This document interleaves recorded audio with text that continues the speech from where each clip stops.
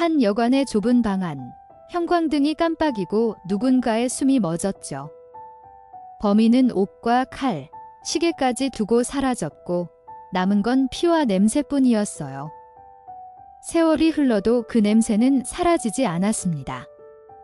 인간의 죄는 씻겨나가지 않고 공기 속에 남았어요. 아침 여러분, 다크한 나이트메어 출발합니다. 작은 댓글, 구독과 좋아요 해주셔서 감사합니다. 부산 영도 바닷바람이 눅눅하게 스며들던 밤이었죠. 오래된 여관의 복도는 형광등 하나가 깜빡이며 숨을 쉬고 있었어요. 서연은 마지막으로 손목시계를 확인했죠. 밤 11시, 지독히도 고요한 시간이에요. 문이 열리고 남자가 들어왔죠. 도현, 낡은 바다 냄새가 몸에 스며든 사람이었어요. 말이 없었고 시선은 어디에도 닿지 않았어요. 그가 가져온 어둠이 방 안에 깔리자 좁은 공간이 갑자기 밀폐된 것처럼 숨이 막혔죠. 서연은 익숙한 절차처럼 행동했지만 그날의 공기는 전혀 달랐어요. 그의 셔츠에서는 오래된 선박의 냄새가 났어요. 땀과 철, 기름과 소금이 뒤섞인 냄새였죠. 서연은 무심히 창문을 열었지만 창밖엔 안개가 유리처럼 덮여 있었어요. 도현의 손이 서연의 손등을 스치며 멈췄죠. 잠시 정적, 그리고 묘한 긴장.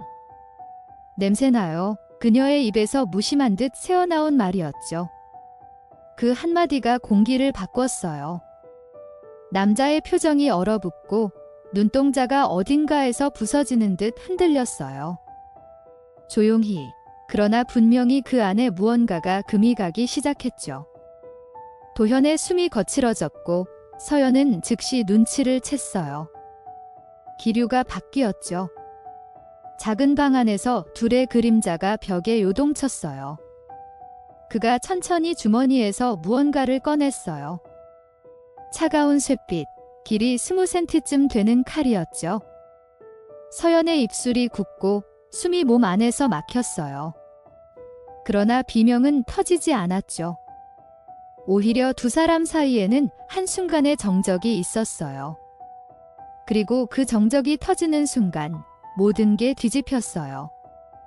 벽지가 울리고 공기가 찢기고 피가 공기 속에 퍼지며 방 안의 온도가 뒤틀렸죠. 서연은 문 쪽으로 몸을 돌렸지만 도현의 손이 그녀의 팔목을 눌렀어요. 손끝이 거칠고 뜨거웠죠. 무언가를 말하려 했지만 목이 막혀 말이 나오지 않았어요. 방 안은 여전히 형광등의 떨림 속에 숨을 죽이고 있었어요. 서연의 심장은 그 떨림과 박자를 맞추며 뛰었죠. 문고리에 닿던 손끝이 떨렸어요.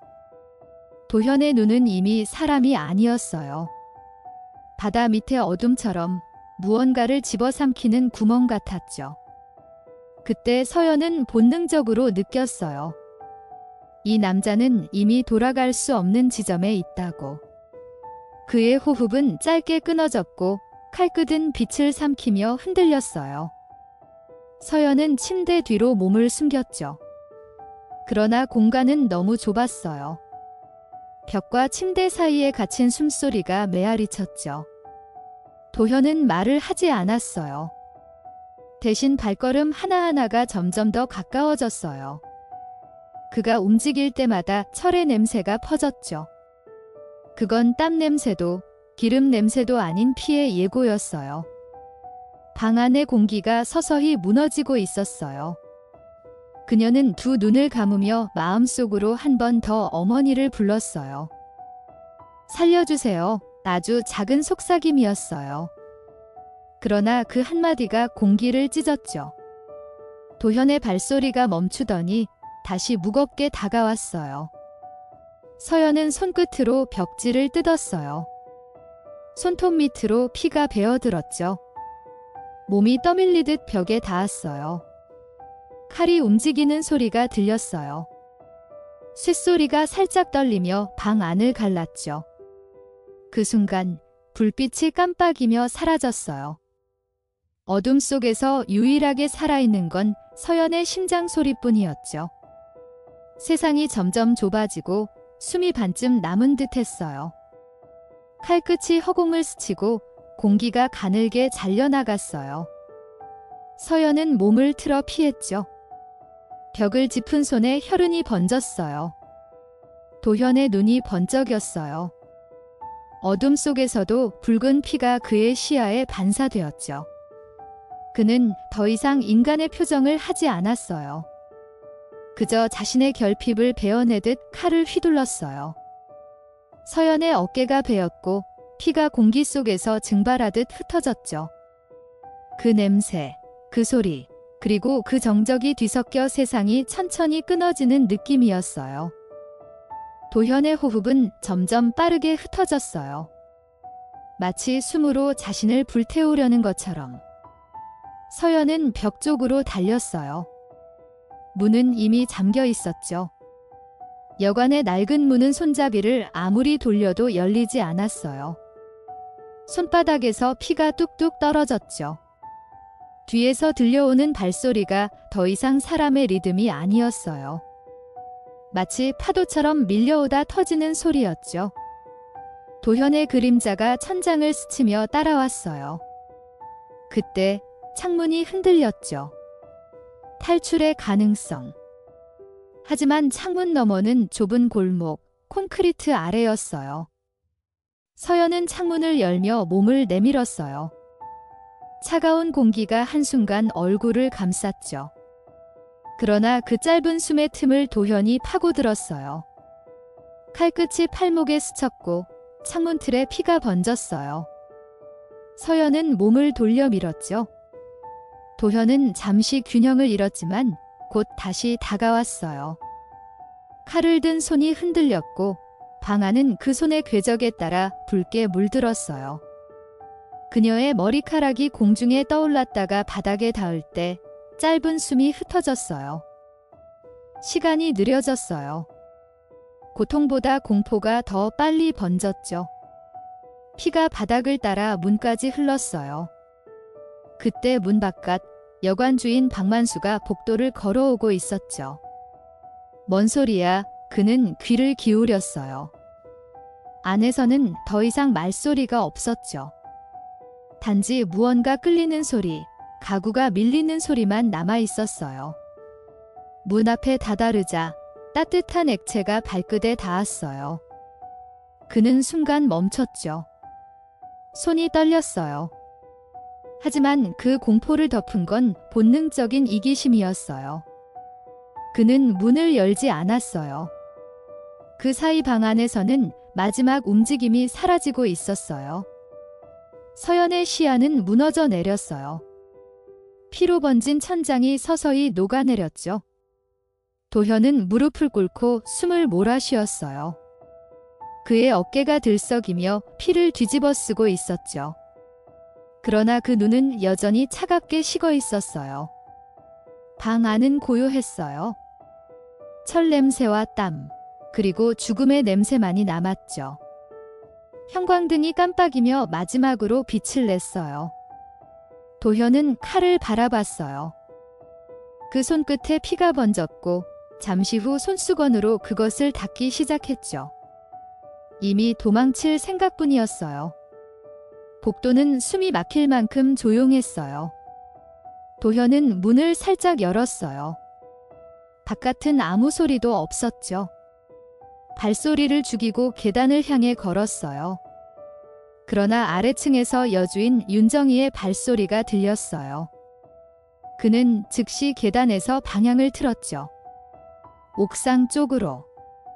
그때 복도 난간에 피가 떨어졌어요. 피가 손에서 흘러내려 철 난간을 타고 번졌죠. 도현은 멈추지 않았어요. 그저 어둠을 향해 뛰었어요. 그 어둠은 바다 냄새로 가득했고 그 냄새가 그의 마지막 피난처였어요. 정우는 그날 밤 창문을 열어놨었어요.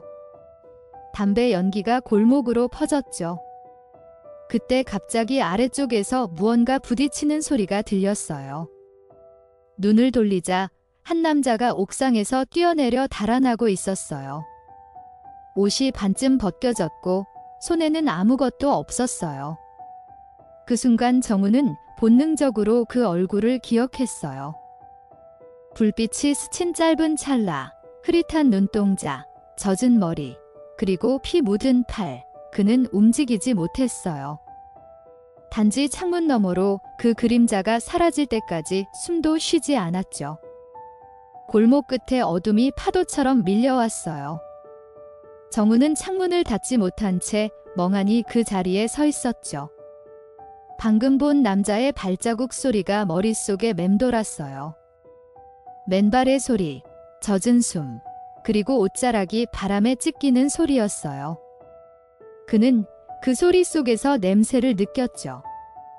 피와 바다, 철과 인간의 썩은 채취가 뒤섞인 냄새였어요. 영도의 밤은 그렇게 한 사람의 피로 젖어 들어가고 있었어요. 아무도 몰랐죠. 단 한 사람만이 죽었는데 온 동네의 공기가 썩어가고 있었어요. 여관 아래층에서는 윤정이가 전화를 붙잡고 있었어요. 아니, 이상한 소리가 났다니까요. 그녀의 손끝이 떨렸지만 목소리는 낮았어요. 남편 박만수가 옆에서 시선을 피했죠. 둘은 이미 무언가를 알고 있었어요. 그러나 말하지 않았어요. 자신들이 관여된 순간 모든 게 무너진다는 걸 알았죠. 여관 복도에는 피 냄새가 희미하게 퍼지고 있었어요. 하지만 그 냄새마저도 오래된 눅눅함에 섞여 누구의 것도 아닌 듯 희미했어요. 그렇게 두 사람은 문을 열지 않았어요. 그리고 서연은 그 사이에 멈춰 있었죠. 한석은 303호에서 담배를 피우고 있었어요. 옆방에서 이상한 진동이 들렸죠. 처음엔 침대가 흔들리는 줄 알았어요. 하지만 곧 벽 너머로 살려달라는 절박한 소리가 스며들었어요. 그는 순간 귀를 막았죠. 세상에서 가장 듣기 싫은 소리였어요. 그러나 그가 아무것도 하지 않은 사이 소리는 사라졌어요. 대신 무거운 정적이 들이닥쳤어요. 벽에 기대던 그의 어깨로 냉기가 흘러내렸죠.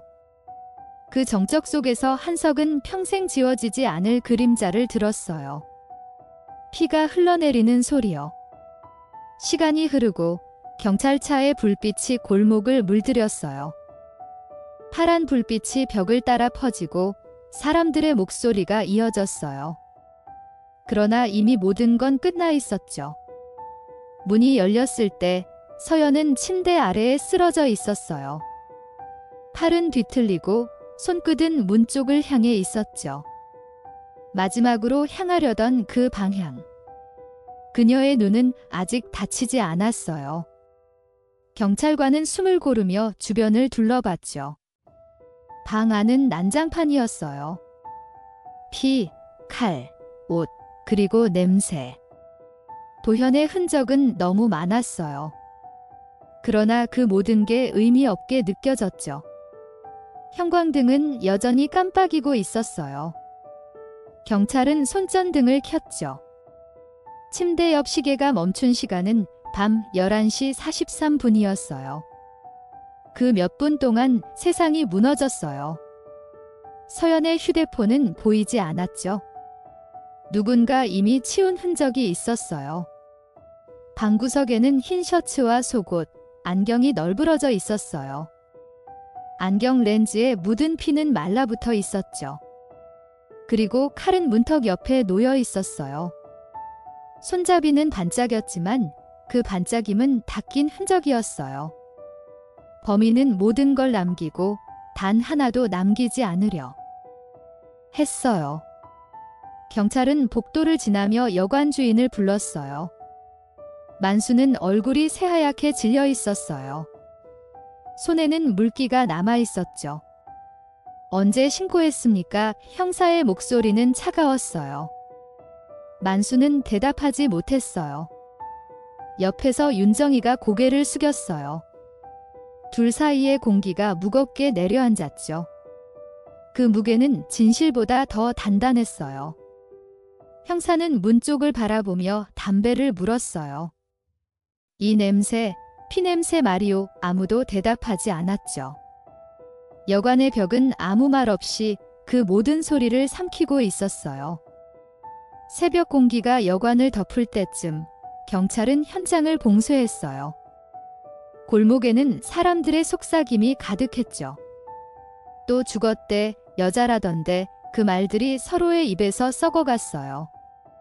바람은 바다 쪽에서 불어왔어요. 바닷물의 짠내와 피의 철 냄새가 섞여 있었어요. 형사는 시체를 덮으며 고개를 돌렸죠. 눈앞이 흐릿했어요. 너무 늦었어요.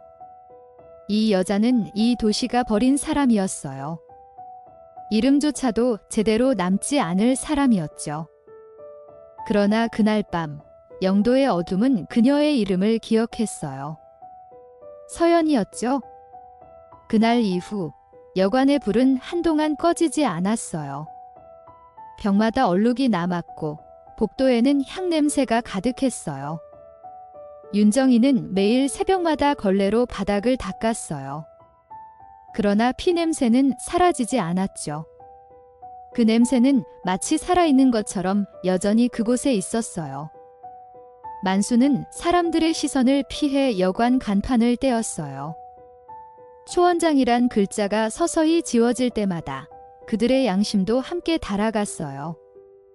하지만 벽은 기억하고 있었어요. 그날의 울음, 그날의 숨, 그날의 정적을요. 며칠 후 경찰은 주변 선박업체와 조선소를 돌며 탐문을 시작했어요. 냄새, 땀, 피, 칼, 모든 단서는 바다를 향하고 있었어요. 도현의 흔적은 선원들의 세계 속에 묻혀 있었죠. 그들은 여름에도 긴 팔을 입었고 땀으로 절은 옷을 벗지 않았어요. 냄새가 몸의 일부가 된 사람들이었어요. 형사는 그 속에서 얼굴을 찾으려 했어요. 그러나 바다는 얼굴을 숨기는 곳이었어요. 파도가 모든 흔적을 덮어버리듯 인간의 죄도 그렇게 삼켜버렸어요. 국제시장 근처에서 형사는 한 노인을 만났어요. 그는 오래된 작업복을 손질하고 있었죠. 이거 어디서 본 적 있습니까? 형사가 속옷을 내밀자 노인은 고개를 끄덕였어요. 그거 선원들 줍니다. 오징어 배 타는 사람들, 그의 목소리는 바다처럼 거칠었어요. 그 사람들 냄새, 바로 그거요. 아무리 씻어도 안 빠져요. 형사는 그 말을 듣고 눈을 감았어요. 냄새, 그것이 이번 사건의 시작이자 끝이었다는 걸 그제야 느꼈죠. 그 냄새가 사람을 죽였어요. 조선소 근처 녹슨 철문 옆에서 형사는 오래된 냄새를 맡았어요. 바닷물에 젖은 철의 냄새, 기름, 땀, 그리고 그 속에 숨어있는 인간의 잔향이요. 작업복을 말리던 선원이 형사를 흘끗 봤어요. 그날 밤 비가 내렸어요.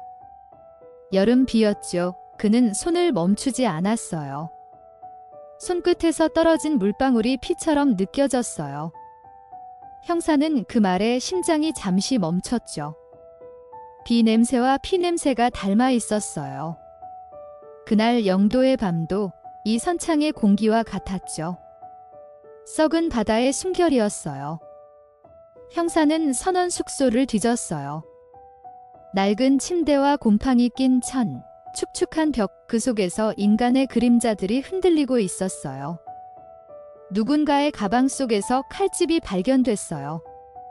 바다의 녹이 핏자국처럼 스며 있었죠. 하지만 칼은 없었어요. 도현의 흔적은 사라졌어요. 형사는 손전등 불빛 아래서 그 칼집을 오래 바라봤어요.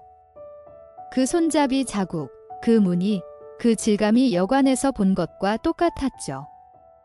하지만 증거는 여전히 그림자였어요. 그림자는 잡을 수 없었죠. 단지 냄새만 남았어요. 며칠 후 영도의 바다는 아무 일도 없던 듯 조용했어요. 사람들은 그 사건을 입에 올리지 않았어요. 여관은 문을 닫았고 골목의 불빛은 꺼졌어요. 그러나 밤이 되면 그 골목엔 여전히 여자의 목소리가 스며 있었어요. 살려주세요. 바람이 그 소리를 데려가다가 다시 데려왔어요. 윤정이는 매일 새벽마다 꿈에서 그 소리를 들었어요. 눈을 뜨면 땀이 흘렀고 손끝에는 여전히 피의 감촉이 남아 있었어요. 씻어도 지워지지 않았죠. 양심은 그렇게 남아요. 만수는 한밤중에도 여관 문을 바라봤어요. 아무도 없는 복도 끝에서 형광등이 또 깜빡였어요. 그 깜빡임이 서연의 눈 같았죠. 문틈에서 바람이 불어왔어요. 그는 그 바람이 피 냄새처럼 느껴졌어요. 괜히 창문을 닫았죠. 그러나 이미 늦었어요. 그날 이후 그의 꿈에는 늘 바다가 있었어요. 바다 위에 떠있는 여자의 그림자, 그리고 바다 밑에서 올라오는 손, 그 손이 만수를 잡아당길 때마다 그는 숨을 쉴 수 없었어요. 죄는 그렇게 사람을 가라앉게 만들죠. 도현은 그날 이후 사라졌어요. 아무 기록도 없었어요. 그러나 바다는 기억했어요. 바다 위의 선박, 그 위의 사람들, 그리고 그 냄새. 그는 선원들 사이에서 조용한 놈으로 불렸어요. 웃지 않았고 말하지 않았고 늘 젖은 셔츠를 입고 있었어요. 누군가 물었죠. 그 피, 왜 안 씻어? 그는 대답하지 않았어요. 그저 바다를 내려다봤어요. 그날 이후 그는 더 깊은 바다로 갔어요. 아무도 닿을 수 없는 곳으로요. 바다는 그를 품었고 그날의 피를 삼켰어요. 한석은 경찰 조사실에서 담배를 피우며 고개를 떨궜어요. 살려달라는 소리 분명 들었어요. 형사는 메모를 멈추지 않았죠. 왜 바로 신고하지 않았습니까? 한석은 말을 잃었어요. 무서웠어요. 그 한마디가 공기 속에 섞였어요. 형사는 더 묻지 않았어요. 그 한마디면 충분했죠. 공포는 언제나 인간을 침묵하게 만들어요. 그 침묵이 또 다른 죽음을 낳아요. 그날 여관에서 죽은 건 서연만이 아니었어요.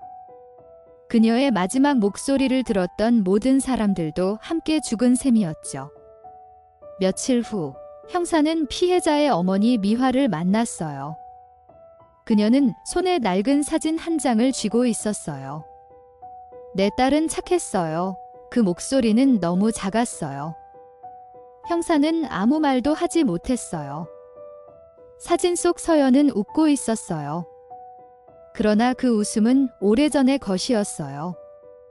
그 애가 나한테 그랬어요. 누가 나를 따라다닌다고. 미화의 손이 떨렸어요. 형사는 고개를 숙였죠. 모든 비극은 이미 예고되어 있었어요. 하지만 아무도 듣지 않았어요. 그것이 세상의 잔혹함이었어요. 시간이 흘러도 수사는 제자리였어요. DNA는 없었고 지문도 없었어요. 남은 건 냄새와 기억뿐이었죠. 형사는 마지막으로 범인의 안경을 들었어요. 왼쪽 렌즈에 흠집이 있었어요. 이건 왜 남겼을까? 아무도 대답하지 않았어요. 어쩌면 그는 보지 않으려 했던 걸지도 몰라요. 자신이 한 일을. 그래서 눈을 버리고 간 걸지도 몰라요. 형사는 안경을 조심스레 내려놓았어요. 그것은 도현의 눈이었고 동시에 세상의 맹목이었어요. 진실을 봐도 모른 척하는 눈이었죠. 2018년 사건은 다시 세상에 나왔어요. 방송은 밤마다 그 여관의 이름을 불렀죠. 제보 전화가 울렸어요. 저 그 사람 알아요. 목소리는 떨렸어요. 제보자는 민지였죠. 그녀는 어린 시절 영도 근처에서 어떤 남자를 만났어요. 가슴을 만지고 웃었어요. 그 다음엔 끌려갔어요. 그 목소리는 공포와 후회의 경계에 있었어요. 화면 속 몽타주를 본 그녀는 울었어요. 그 얼굴, 잊을 수 없어요. 형사는 다시 펜을 들었어요. 과거가 다시 살아나고 있었어요. 민지는 자전거를 타던 그날을 아직도 기억했어요. 저녁빛이 물 위에서 반짝이던 날이었죠. 한 남자가 다가와 돌멩이가 걸렸다며 말을 걸었어요. 가까이 갔을 때 그의 손이 머리채를 잡았어요. 그 순간 세상이 기울었어요. 하지만 누군가 나타났어요. 외국인 선원 알렉이었죠. 그는 민지를 구했어요. 그러나 그 얼굴은 잊히지 않았어요. 오히려 더 깊이 남았어요. 그 눈빛, 그 냄새, 그리고 그 미소. 민지는 알았어요. 그건 서연을 죽인 사람의 얼굴이었죠. 형사는 제보 영상을 수차례 돌려봤어요. 민지의 목소리 뒤로 바람소리가 섞여 있었어요. 그 냄새, 그 사람 거였어요. 그 한마디에 형사의 손이 멈췄어요. 그는 오래전 여관 안의 피냄새를 떠올렸어요. 냄새는 잊히지 않았어요. 모든 사건엔 소리가 남지만 이 사건엔 냄새가 남았죠.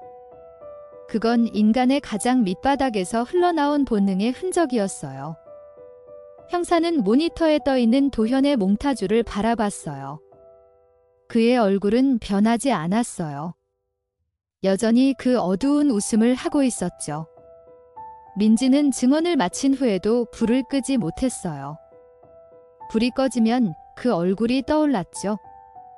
그녀는 침대 밑에서 무릎을 안았어요. 손끝에는 아직도 그날의 소나기 느낌이 남아 있었어요. 차가웠고 짓눌렀고 살이 타들어가듯 아팠어요. 그녀는 울지도 않았어요. 오히려 고요했죠? 고통보다 더 깊은 건 공포가 아니었어요. 그것은 기억이었어요. 기억은 죽지 않아요. 죽은 건 몸이지만 냄새와 눈빛은 살아서 사람 안에 남아요. 민지는 그걸 느끼며 다시 눈을 감았어요. 형사는 오래된 서류철을 다시 꺼냈어요. 낡은 종이 냄새가 피 냄새와 섞여 있었어요. 사진마다 피가 번져 있었어요. 서연의 시신, 칼, 속옷, 그리고 벽에 튄 자국들. 그 안에 진실은 있었지만 이미 증거로는 죽어 있었어요. 세월이 그걸 다 삼켜버렸죠. 형사는 그 서류를 덮으며 고개를 들었어요. 냄새로만 남은 사건이라니 그는 중얼거렸어요. 그러나 그 냄새는 여전히 사람의 몸에 남아 있었어요. 살아있는 죄는 언제나 썩지 않아요. 단지 숨어 있을 뿐이었죠. 밤이 깊어지자 영도의 바다는 다시 피로 물들었어요. 아무 일도 없는데도 파도는 붉게 일렁였죠. 여관 터 앞 가로등이 꺼져 있었어요. 그 어둠 속에서 바람이 울었어요. 바람 소리가 비명 같았어요. 정우는 다시 창문을 닫았어요. 닫는 순간에도 저 아래에서 누군가 달려가는 그림자가 스쳐갔어요. 그는 스스로에게 말했어요. 아직도 그놈이 있는 거야. 아무도 대답하지 않았어요. 하지만 공기엔 여전히 냄새가 남아 있었어요. 그건 분명히 인간의 냄새였어요. 윤정이는 결국 여관을 떠났어요. 짐을 꾸리던 그날도 복도에선 형광등이 깜빡였어요. 그녀는 그 불빛을 외면하지 못했어요. 닦아도 지워지지 않은 피의 얼룩이 벽에 남아 있었어요. 죄는 남는다. 그 말을 스스로에게 되뇌었어요. 여관 문을 닫는 순간 바람이 불어왔어요. 그 바람이 복도 끝에서 무언가를 흘리고 갔어요. 서연의 목소리처럼 아주 희미하게. 윤정이는 발걸음을 멈췄어요. 하지만 돌아보지 않았어요. 죄를 본 사람은 다시 눈을 돌릴 수 없어요. 만수는 그날 이후로 한마디도 하지 않았어요. 그는 매일 밤 손을 씻었어요. 비누 냄새가 피 냄새와 싸웠죠. 그러나 이길 수 없었어요. 손끝에 피가 스며들어 있었어요. 사람들은 그를 피해 다녔어요. 그의 눈빛 속에서 뭔가가 썩어가고 있었어요. 어느 날 그는 바다로 나갔어요. 아무도 그를 다시 보지 못했어요. 그날 밤 파도는 이상하게 조용했어요. 마치 누군가를 삼킨 것처럼요. 죄는 그렇게 바다로 흘러가요. 그러나 바다는 씻지 않아요. 기억만 더 깊이 묻을 뿐이죠. 형사는 그 후에도 오랫동안 이 사건을 떠나지 못했어요. 사건 기록은 미제로 남았어요. 그러나 그의 머릿속에선 매일 여관의 문이 열렸어요. 서연이 쓰러져 있던 그 자리, 도현이 남기고 간 칼, 그리고 냄새. 그는 냄새를 지우려 했지만 어느새 그 냄새가 자신의 손에도 배어 있었어요. 그는 깨달았어요. 인간은 냄새로 죄를 전염시킨다는 거려. 그래서 이 사건은 끝날 수 없었어요. 냄새가 남는 한 죄는 계속 살아 있었어요. 그로부터 몇 해가 더 흘렀어요. 여관 자리는 재개발로 사라졌어요. 그 자리엔 새로운 건물이 들어섰어요. 그러나 새 벽에서도 습한 냄새가 났어요. 공사 인부들은 밤마다 이상한 소리를 들었다고 했어요. 여자 목소리 같았어요. 사람들은 금세 잊었지만 그 냄새만은 남았어요. 사람의 피와 땀이 섞인 냄새. 형사는 그 건물 앞에 서서 눈을 감았어요. 서연의 이름이 바람 속에 스쳤어요. 그는 속삭였어요. 우린 아직 너를 잊지 않았어요. 도현의 이름은 끝내 기록에 없었어요. 그는 바다에 잠겼는지 육지에 숨었는지 아무도 몰랐어요. 하지만 어떤 냄새는 여전히 항구를 맴돌았어요. 선박에 기름이 흘러내릴 때마다 피 냄새가 섞였어요. 그 냄새가 바람을 타고 다시 영도로 갔어요. 마치 돌아오지 못한 죄의 향기처럼요. 형사는 그 냄새를 따라 눈을 감았어요. 그리고 알았어요. 범인은 사라진 게 아니라 세상 속에 녹아 있었어요. 살아있는 모든 냄새 속에서 여전히 숨쉬고 있었어요. 영도의 밤은 다시 조용했어요. 하지만 공기는 달랐어요. 누군가 울고 있었죠. 그건 서연의 울음 같았어요. 형사는 마지막 보고서를 덮으며 한 줄을 썼어요. 냄새는 사라지지 않는다. 이 서연의 흔적은 여전히 남아 있었어요. 사람들은 잊었지만 바람은 잊지 않았어요. 여관의 자리는 사라졌지만 그 공기의 무게는 여전히 남았어요. 인간의 악취, 죄의 냄새, 그리고 기억의 그림자. 그것이 영도의 밤을 덮고 있었어요. 그렇게 이 사건은 끝나지 않았어요. 이번 다크한 나이트메어는 여기까지입니다. 끝까지 청취해 주셔서 감사합니다. 작은 댓글, 구독과 좋아요로 힘을 보태주시면 큰 응원이 될 거예요.